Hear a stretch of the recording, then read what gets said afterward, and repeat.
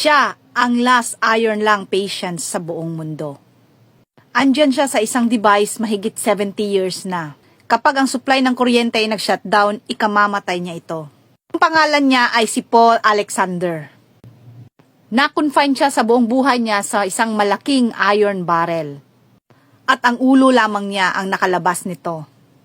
Si Paul ay isang Amerikano at ipinanganak noong 1946. Hanggang siya ay 6 years old ay napaka-healthy pa niya. Isa siyang batang may pangarap at mahilig mag-drawing. At nung siya ay 6 years old ay dapat pupunta sana sila ng field trip ng kanyang mga kaibigan ay bigla siyang hinimatay. At nung sinuri siya ng mga doktor, na-diagnose siya na may polio. Ang polio ay isang sakit na contagious disease. Nag-uumpisa ito sa isang mataas na lagnat at pagsusuka. Maraming bata na ang namamatay dito. Para masolve ang problema ng isang pasyente na may respiratory problem, in 1927, may dalawang professor in Harvard University na nakaimbento ng iron lung.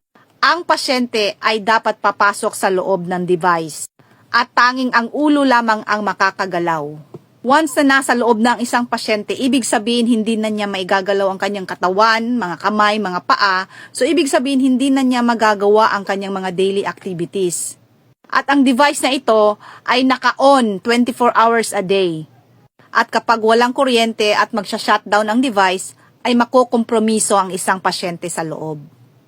Ang device na ito ay pahahabain niya ang iyong buhay, pero hindi mo na magagawa ang mga nakasanayan mo ng ginagawa noong ikaw ay bata pa. Pero si Paul Alexander ay hindi nag-give up. Siya isang magiting na warrior. Nakulong lamang daw ang kanyang buong katawan pero hindi raw ang kanyang isipan. So nag-aral siya at nagsusulat gamit ang kanyang bibig.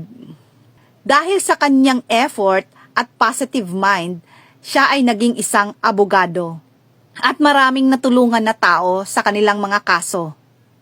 Nagsulat din siya ng libro tungkol sa kanyang buhay. Galing.